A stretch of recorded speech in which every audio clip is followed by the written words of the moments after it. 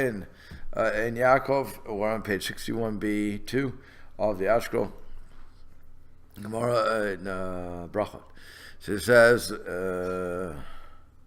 Torah rabbis learned in Breita. Palmachal Gazr Malchut Hara. Once the wicked regime, the Roman government declared or decreed Shelo Yasku Yisrael b'Torah, that Jews are not allowed to learn Torah.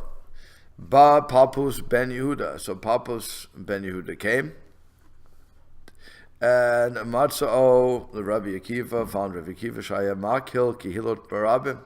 He was convening public assemblies, Osik b'Torah, and engaging in the study of Torah with them. So here we go. The Roman government said, you cannot do this. Rabbi Akiva said, let's do this, and that's the end of it. Okay, fine. And he says in note 21, just for background, the Gemara in Tainus tells of two brothers, Papus and Lelinius, the Alexandrian, who were executed by the Romans for a crime they had not committed. Rashi states that when the daughter of one of the emperors was found slain, the Romans suspected the Jews of having been responsible for her death, and they threatened retribution against the entire nation. To save their people, Papus and Lelunius, who were innocent of the crime, stepped forward and confessed the crime and took sole responsibility for it. Shifra identifies the Papus of that incident as Papus ben Yehuda, this person right here. On this basis, the Gra identifies the Papus ben Yehuda of our Gemara, who was executed by the Romans, as with the Papus mentioned in Tainus, the Gemara Tainus. As is evident from that Gemara, Papus was a great tzaddik, and from the fact that he addresses Rav Akiva in our Gemara simply as Akiva, it seems that he was a colleague of Rav Akiva. Indeed, we find a number of Agadic disputes between Rav Akiva and Papus, Rav Papus, and so on and so forth. Okay, so this is who we're dealing with. So he says, Amalei. So Papus says to Rav Akiva, Akiva, are you not afraid of the regime?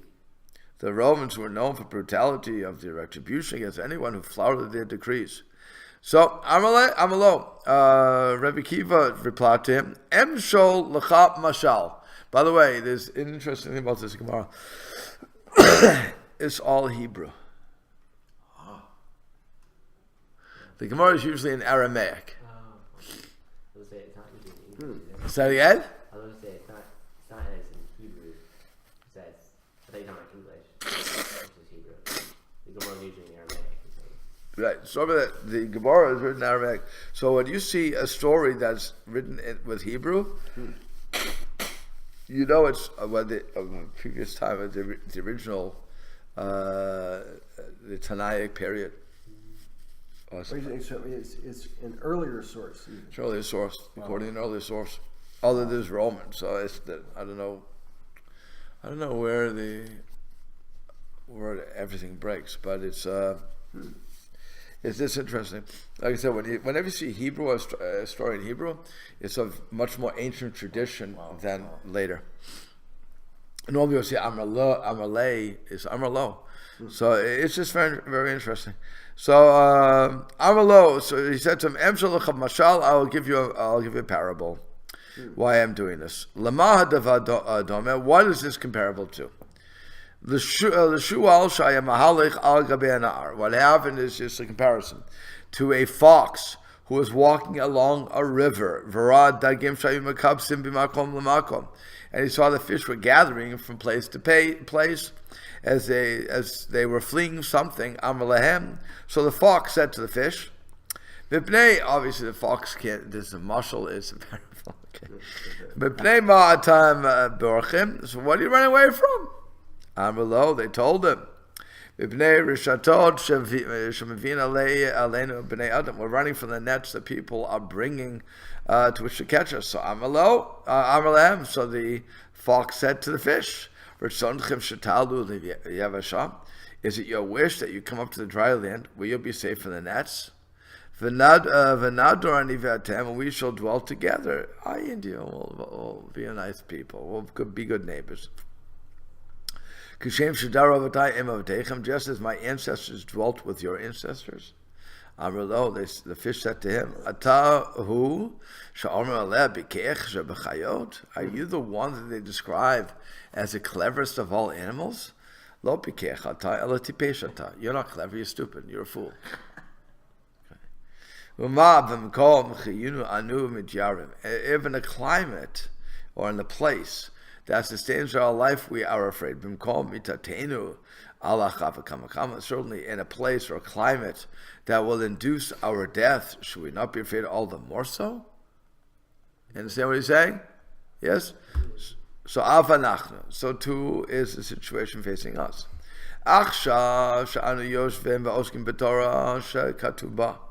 Now, Akiva's answer. Now, as we sit engaged in the study of Torah, about which is written,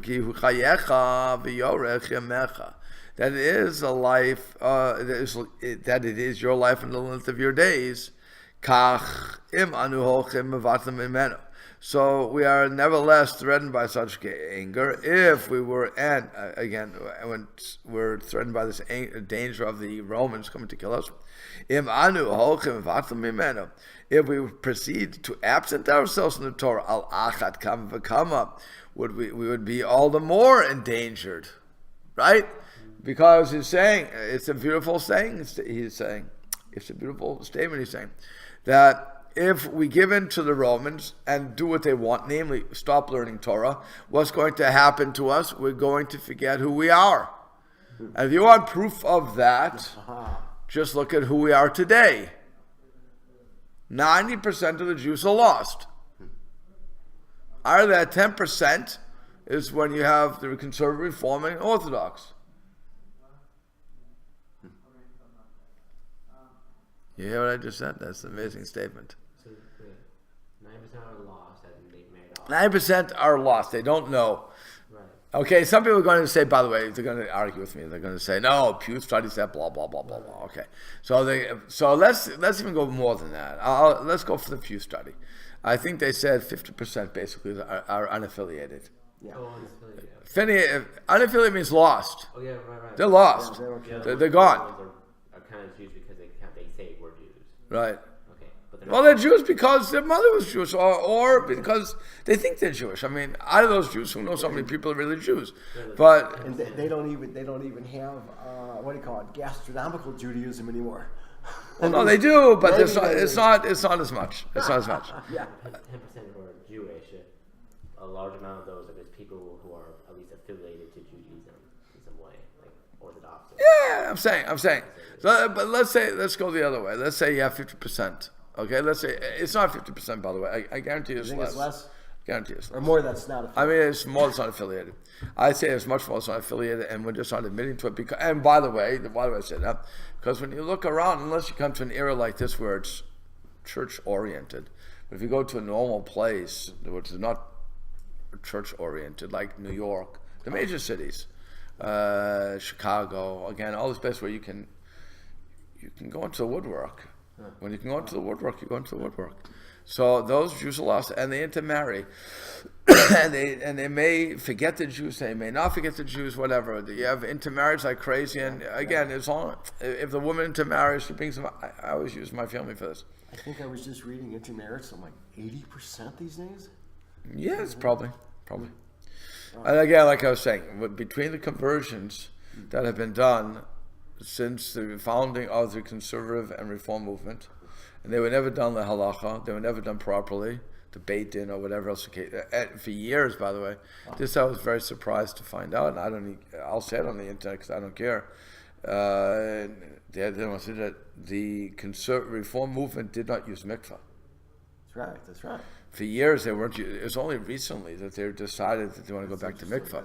So that means that every single one that they've done is not a conversion. Is it also true that by any standards, intermarriage wasn't really so much of a problem and conversions until after maybe the 50s and 60s, and if there was, if somebody wanted to convert, it seems to me my believe that in many cases, that Reform and conservative rabbi would send them to an Orthodox No, rabbi. no.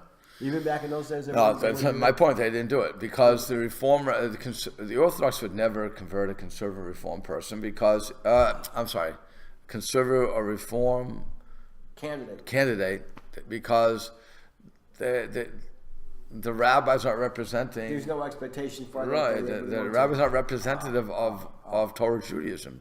So the Beit Din would say, "What do you want from us? We can't do that." There were some Batei Dinim in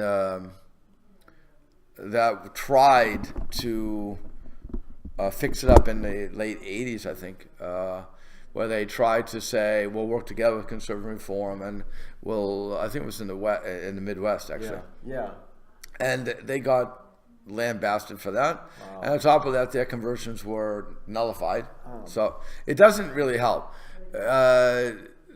The bottom line is for conversion, I don't want to get stuck on this, but for the bottom line, conversions have to have the proper process. It's like immigration. I have to do things properly. If I don't do them properly, then it's gone.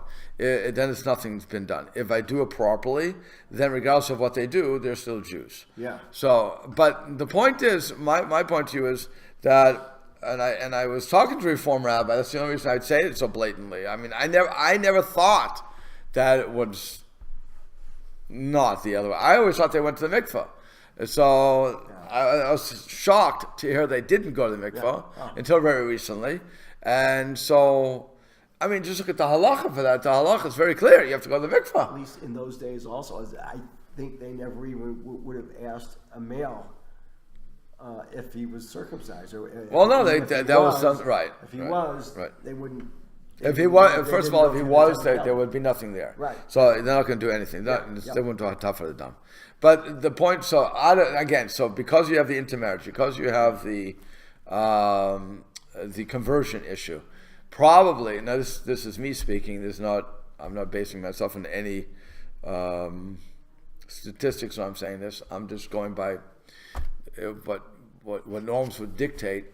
In the Reform show, you probably have 50% of people who believe they're Jewish who aren't, at least 50. Yeah. And the conservatives, probably the same thing at this point. Yeah. So, when it comes to who's a Jew, I have no idea who's a Jew anymore. I have no idea. And that's the problem that's going to be created. But the biggest thing is, and that's what I'm getting back to, the biggest thing is because people stopped learning Torah. We stopped that. We went to social justice. We found whatever the topic of the day was, LGBTQT, whatever that is. All these I forget the alphabet too. I'm missing one of them. I don't know why, but I know I'm missing. But but because LGBTQ. They added that fifth letter. I'm saying the questioning, right? So they added right. It's going to be they'll add to it too. Don't worry. But the point is that when we get caught into these things and we stop learning Torah, that's R Akiva's point. We're lost, and that's what the Romans wanted. Yeah. They don't care if I identify how you want, but as long as you assimilate to us, they were. By the way, Romans, or I should say, when Star Trek made up the Borg, that was really the Romans. Assimilation is resistance is futile. Okay, you have to assimilate. You have to become one of us. That was the Romans. That was the Greeks. That's the Americans for the most part. Yeah. That's every single country. Assimilation is important. We want you to become one of us. We don't want to be separate. Now, interestingly enough, that with all of them, they don't want us to be separate. It just happened again, will find the Jew where we cannot find the Jew. And they realize for some reason that the guy is, or the woman isn't Jewish, and by some stretch of the imagination, and they'll pick on him for that. So, it's the most amazing thing. I mean, you have Hitler, Yamach Shemo, who went back to the 5th generation or something. They're not Jewish, they were converted, this and that. I mean, it was just unbelievable. And they went back and to find that. Yeah. But anyway, so that's what he's talking about. If they just would have stayed with Torah, then they would have had a chance. That's his point. So Amru, so the sages reported, Lo hayu yamim mu'atim. It was not even for a few days. Ad shetisafusu Rabbi Akiva, until they arrested Rabbi Akiva v'achabashuhu b'bein asurim, and held him in the prison. So he explains Rabbi Akiva was in prison on the 5th day of Tishrei. He remained in prison until his death at the hands of the Romans. Despite his incarceration, he maintained contact with the sages and was able to decide several halachic issues. So even from jail, he's still talking of halacha. Can you imagine? Okay. V'tafsu lePapus ben Yehuda, and they also arrested Papus ben Yehuda v'chavshu etzlo, and confined him next to Rabbi Akiva. Amar lo, Rabbi Akiva said to him, Papus, mi eviachal, what brings you here? What's going on? Well, because he was arguing, why should I learn Torah? Why are you learning Torah publicly? So he's saying, what brings you here? It's not because you're that, I'm assuming. Okay. So Amarle, Papa supplied to him, Ashrecha Rabbi Akiva. Fortunate are you, Rabbi Akiva. Mind you, it went from Akiva to Rabbi Akiva, by the way. Okay. So why? Shenitfasta al divrei Torah. For you, you were apprehended on the words of Torah. Oilo lepapis. Wolo to papis. He's speaking about himself in third person here. Shenitpas al devarim b'telim, who was apprehended on account of meaningless things. And here again, we go through, if you look at 25, Papas was arrested for the murder of the emperor's daughter. When he tells Rabbi Akiva that he was arrested for meaningless things, he means for advocating a pointless position, since in any case he was arrested. So, alternatively, Chidushei Gra explains that Papas was arrested for not presenting a counter-argument to Rabbi Akiva's rationale for teaching Torah in public. Either way, one thing is, because he was saying to Akiva, again, at that point it was Akiva, because, like we said, they are colleagues. But here he's saying, Rabbi Akiva, what can you learn from that really quickly? That suddenly he says, you're my Rebbe. Because you were right. And when I teach somebody one thing, I become their Rebbe. That's it. It's as simple as that. So now he's showing him Derech Eretz. And he says, you were arrested because, on account of verse of Torah, you gave your life up for Torah, and I didn't do anything. I didn't defend Torah. I didn't defend the Romans. Therefore, the Romans don't like me anymore. So that's it. So, okay. Bishav Shotzio et Rabbi Akiva Lavriga. When they came to take Rabbi Akiva out to face his punishment, Zaman Kriyat Shema, it was a time of the recital of Shema. Okay, I'm just going to finish the story, then we'll go back and find out what the notes are. By the way, we read this on the 10 Martyrs story. Vayu Sorkin et Bisaro Bizrakot Shel Barzel, and they were combing his flesh with iron combs. Yes, a horrible death. Yeah. Rabbi Akiva was accepting upon himself the yoke of the heavenly kingdom. In other words, he was saying Shema. By the way, we all talk about martyrs, right? Martyrs, I die for my religion, whatever the case is going to be. And they live on in infamy, or whatever, not infamy. They live on in fame. Or what? Or infamy, depending on the other. Right, it's really also the way. Here you have Rabbi Akiva. I want to picture this, a rabbi, with or without a beard. I don't think they shaved him. He's known for teaching Torah. They're combing, and this is Zman Kriyat Shema, and they're combing his pain, the ultimate pain, and suddenly he realizes it's time for Shema Yisrael. Hashem Elokeinu, Hashem Echad. No different than when the Holocaust victims, those who were murdered, marched into the ovens and said Shema. No different. They died al Kiddush Hashem. Except this was on time. Like when it said. No, I'm saying, fine. But I'm just saying they died with the lips, with those words in the lips. And so he's accepting it. So what happens? Amar tell me Dav. His student said to him, Rabbeinu, Ad Kan, even to this extent? you're being killed, and you're davening Shema Yisrael.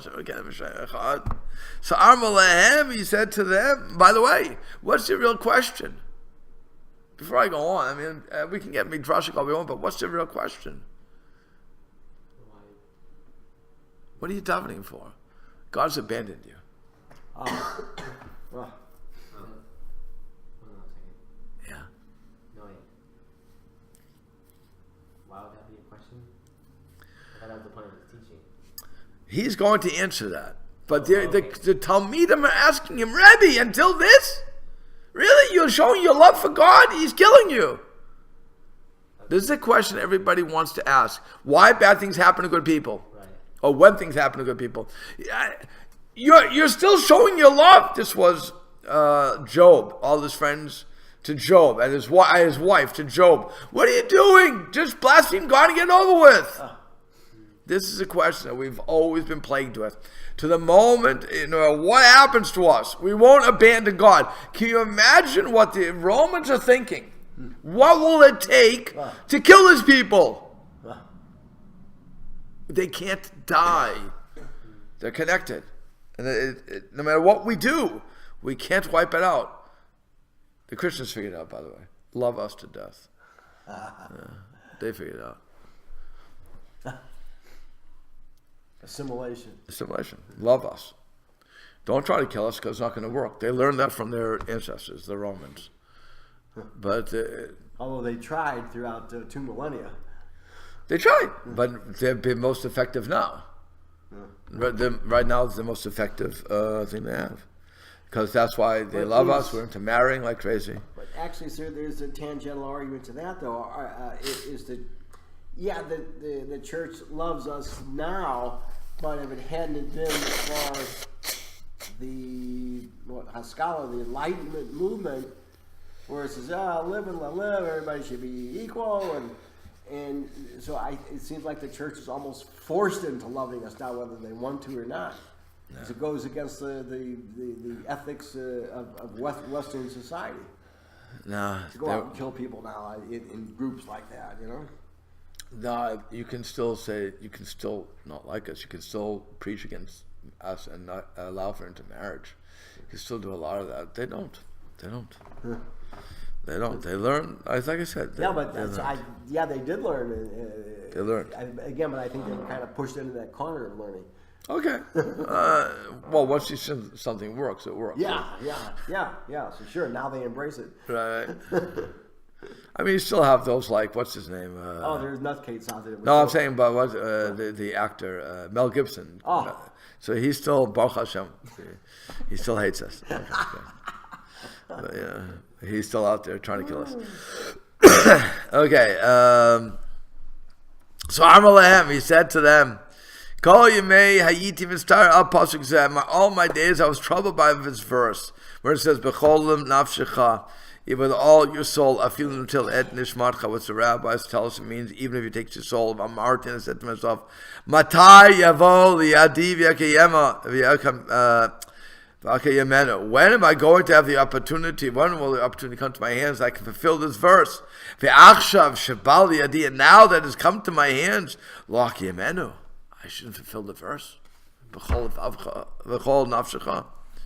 Hayamarich be'echad, and Rabbi Akiva was drawing out the word echad. We're supposed to say echad, because otherwise it can turn to acher, and other. So if I don't make it clear, it's the dalid. So and he was drawing out the dalid, the word echad, ad yatzta nishmato be'echad, until the soul departed with the word echad. Yatzta bat kol ve'amra, the echo. The voice from Hashem, the bat kol, the heavenly voice came out and proclaimed, Ashrecha Rabbi Akiva, fortunate are you, Rabbi Akiva, Sheyatzta nishmatcha be'echad, that your soul departed. And she said, Echad. Amruch malachei hasharet lifnei kadosh baruch hu. Here even the angels pick up and they say, the angels talk to Hashem and say, Zu Torah v'zu Zechara. This is your Torah, this is your reward. The guy has spent his whole life learning. Again, I'm not going to notice at this point. Just simple logic here. He learned your Torah. He taught you Torah, it says, "They'll life and length of your days." You're supposed to get all the riches and rewards, and everything else. And here he was ripped apart, and this is the reward you get. Hashem's remark to them is, "Mimtim yachad, Hashem mimtim." Those who die by your hand, Hashem, who die. Oh, I'm sorry, that's what they said. There's only the angels. To be among those who die by your hand, Hashem, to die of old age. So Amar Lahem, Chelkam b'chayim. Hashem replied to them, their portion is eternal life, not in this world. This is temporal life. Maybe he dragged out the word echad as long as he could until his life left him, so that he can have that as his final word. Okay. Maybe we just added the reason to make sure it doesn't sound like acher. No, that's why we say echad. No, that's why we say echad. Yeah. We say echad because we want to hear that as one. He may have been one, right? He could have stretched out. I'm not saying no, but you can't stretch out in such a manner that is going to be, whatever you do, you know. Yeah, I mean, we're supposed to be emphasizing the dalet. Right. I mean, it's hard to do that. So that's why you say echad. You're not supposed to say echad. Right, you should say duh, because they're right. So you have to chad. So Hashem said their portion is in life, eternal life. Yes, the bad kol. So the bad kol came out again and said, "Ashrecha Rabbi Akiva sha'atu mezuman l'chayal haba." Unfortunately, you for Rabbi Akiva, for you are ready for the world and life to come. Okay, now let's go back to the notes. How much time do I actually have here? Good, I have enough time. So it says, okay, back to 26. So Rabbi Akiva was one of the 10 martyrs whose stories recounted in the Cantor's repetition of the Yom Kippur Musaf, and the keynote recited on Shabbat. We hear it twice. There were 10 sages of the Mishnaic period who were brutally put to death to satisfy the anti-Semitic caprice of the Roman ruler. As a pretext for these executions, the Romans claimed that the sages were punished for being in place of the 10 sons of Yaakov, who participated in the sale of their brother Yosef. Halacha specifies the death penalty for those who kidnap a fellow Jew, force him to work, and then sells him. Numerous piyutim, kinot, and slichot have been written about the 10 martyrs, all of which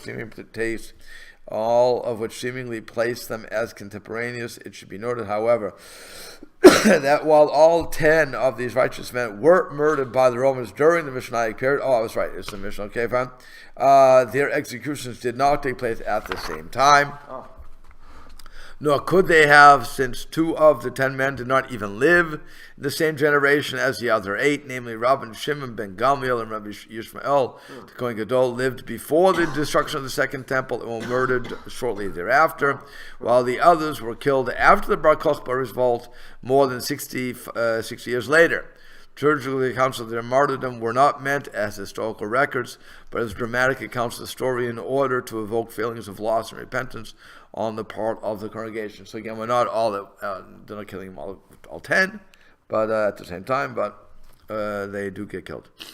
And it says he was reciting the Shema, so the Rishalmi describes the scene as follows. Rabbi Akiva was being judged before the wicked Turnus Rufus. The time of the recital of the Shema arrived. Rabbi Akiva began to recite it and laughed. Turnus Rufus turned to him, old man, you are either a sorcerer who was whispering some incantation to avoid feeling the pain, or you are making light of the suffering as to anger me." Rabbi Akiva replied, "I am neither a sorcerer, nor one who makes light of suffering. Rather, my whole life I have read this verse, you shall love Hashem your Lord, with all your heart, with all your soul, with all your resources. I have loved him with all my heart. I have loved him with my wealth, but I was not certain if I would be able to love him with all of my soul. Now that the situation of all my soul faces me, and it is time of the recital of Shema, my mind is not divided on the issue. For this reason I recite the Shema and laugh. I still love Hashem. You can't take my love from Hashem away." Again, it is the ultimate in martyrdom, Because what were they trying to do? They were trying to destroy the spirit of the Jewish people. And they couldn't. Because we love Hashem. And that's what he was saying. The pain is pain. I'm not trying to get you angry. I'm not interested. That's not my goal in life. My goal in life is to fulfill the Torah. And sadly, you've given the opportunity. And I thought maybe I would, and think about this, when most people go through these tragedies, that's when they start to think, what's going on? Yeah. I did this. And by the way, what's the ultimate statement that he's making? Again, I don't want to get lost in this, but you really can. But his ultimate statement was, I know that whatever Hashem does to me is for my best, including this. And that's why I love Hashem. So now I know I can do it. You were going to say, I'm sorry? Go ahead. No, it's going back to what you said before. It's so interesting in these days that, for the most part, we're not being directly persecuted, especially by any Western. Baruch Hashem. Yeah. Let's say Baruch Hashem quickly. But yet we turn away and we lose all regard. Correct. And that's mostly because we have not been exposed to it. And surely within I'll hit on us instead of them. In the Orthodox world, we're not, we're learning a lot more than we ever did before. There's no question about that. We're not taking it to heart. We're not learning Musar. And even when we learn Musar, we're learning it again as an academic exercise. We're not really doing that work that we need to do when we're anybody, including myself, who can go into tefillah and not be changed by it on every single tefillah. And you can shake your hand and you can do all these wonderful statements, all these wonderful movements. But if it doesn't change, if you don't feel that you just talked to the Creator, then we missed something. And if we're not all running to minyan, or all running to have His Bodhi do with Hashem, or all running to do the mitzvot, all because of our love for Hashem, and not just because we want the ultimate reward. So really, that's what he was saying to them. That I'm not doing it for any of the reasons you think. You're in such a, it's all about you sort of thing. You think I want to get you angry. You think I want you to give me pain. It has nothing to do with you. It has to do with my relationship with God. And that's, again, he's trying to teach everybody there. And that's why they record the story, really. It's a mussar to us to say that this is what really love of Hashem is, when I'm giving my whole body and soul over to God. And if I could get that even over to myself, never mind to everybody else, by the way, our lives would change. It would change overnight, actually instantaneously, because everything we see through that filter. And hopefully one day we'll get there. I don't think we're near that, but that's why you have so much intermarriage. That's why people are abandoning ship. That's why they need to run to whatever they run to. May it be drugs, may it be social issues. I mean, we are the most drugged up community in history. Legal drugs too. I'm saying we are the most drugged up in history. Yeah.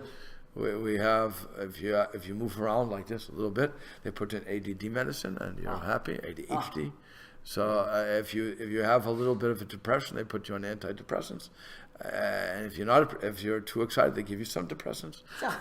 So everybody has to be on something. Otherwise, who are you? You're identified by your drug list these days, and it's not a good situation. People just can't be alone with themselves. They can't.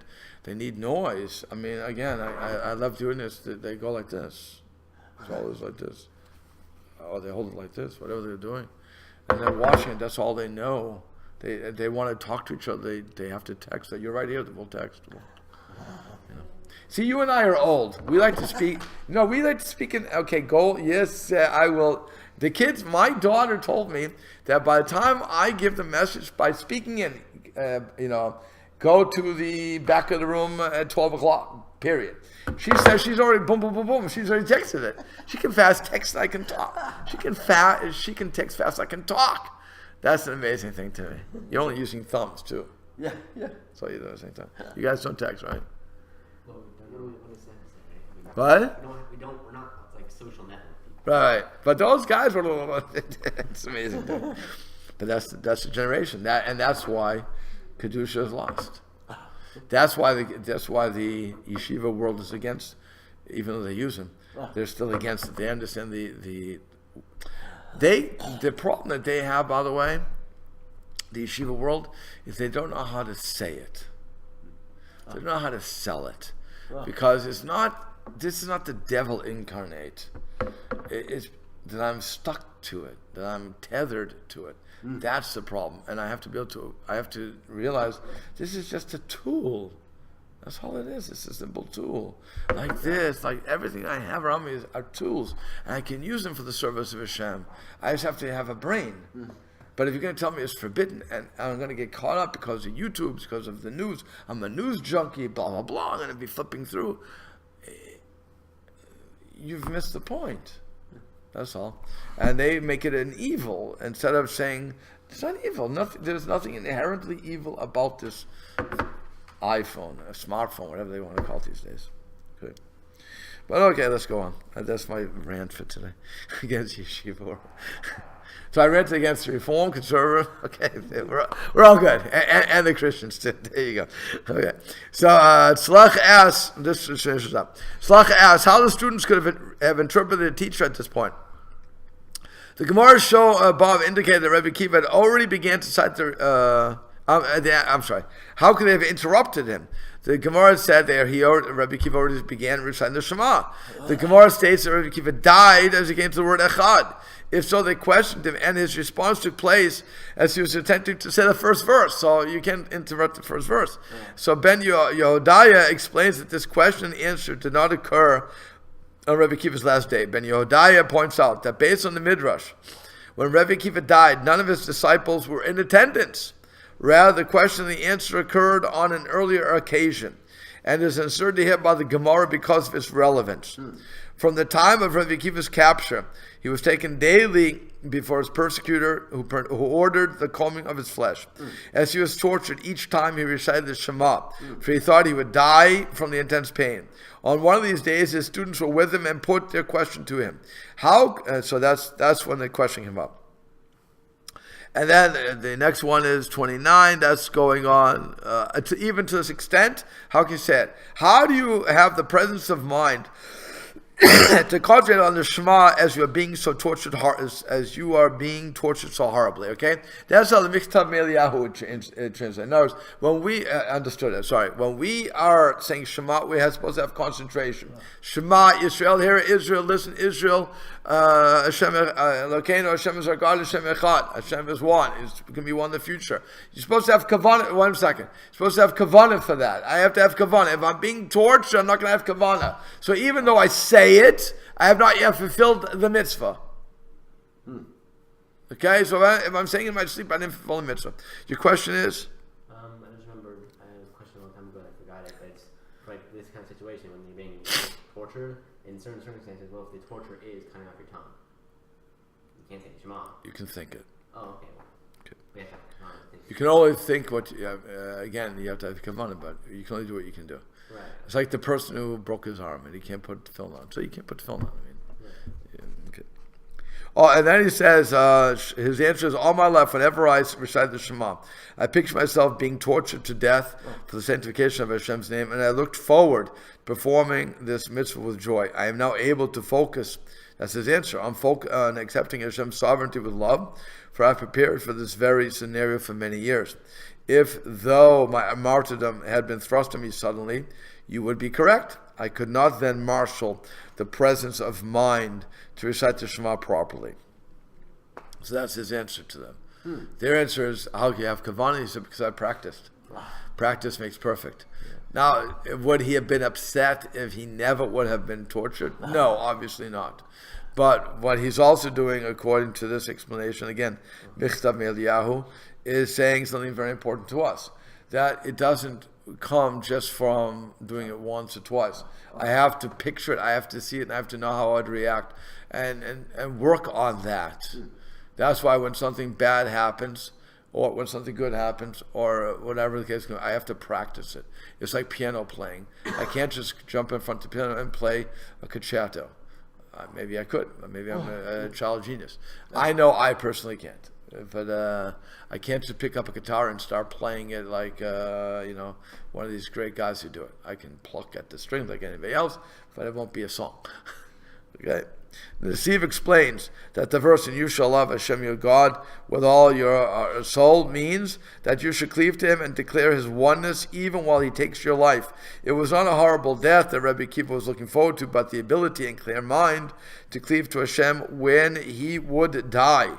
The Gemara rules that one must give his life rather than engage in idol worship, illicit relations with an erva, forbidden woman, or murder. However, regarding all other transgressions, he should transgress rather than allow himself to be killed. How then could Rabbi Akiva have martyred himself on the account of studying Torah? So the Maharsha notes that the Gemara Sanhedrin presents two exceptions to the above rulings. In the time of oppressive governmental decrees or in public, then even if one is told to violate a minor mitzvah, he must allow himself to be killed rather than violate it. We don't really do this today, so don't run on to the don't start doing this. Marsh, as they would say in every show, leave it to the professionals. Don't do this. Don't try this at home. The Maharsha explains that that both exceptions apply to Rabbi Akiva's situation. For them, what Tosfot states that although one is not obligated to give his life for the performance of a minor mitzvah, one is permitted to go beyond the call of duty to do so. The Bir Agra, again, there's going to be an argument there too. Bir Agra to Yeridea says that this was indeed Rabbi Akiva's motivation. Permissibility, and then he said, if you want to know more, the permissibility of sacrificing one's life on behalf of a minor mitzvah is not agreed upon universally. You have to see the Rambam for that. So then Rabbi Akiva did not die as a result of suffering inflicted upon him. Rabbi Akiva transcended his physical pain. Rather, he so perfectly attached himself to the divine that his soul was sundered from his corporeal trappings. The light of God's oneness elevated him above all bodily afflictions. This is the meaning of until the soul departed with echad. That would answer to your question. States that one who commits himself, so the Tashbach states that one who commits himself to martyrdom for the sanctification of Hashem's name will not feel the agonies of his subsequent death. By the way, again, if I'm in meditative stance, I'm getting really into the Zen here, but that's why if I really get into meditative stance, I no longer feel pain. I cannot do this, by the way. Those who can do it, they will not feel pain because they're above that. That's like these guys that walk on hot coals or something? Yeah, they walk for quick, but yeah. Is that the girl who was walking on glass here? Oh. Remember that? So, now, she knew how to walk. She told me her secrets, but it's the bottom line. What? There's a science behind walking on the hot coals. Yes, science for time and everything, but the point is that, yes, that would be, if I could get into that level, I could hold the stuff and it won't, even if it burns my hand, I won't feel it. That would be the point. And that's what he was saying. He didn't die because of the pain. He died because he was connected. And that's why he could die with a chet. So he didn't have to go echad for 20 minutes. No, he didn't do that.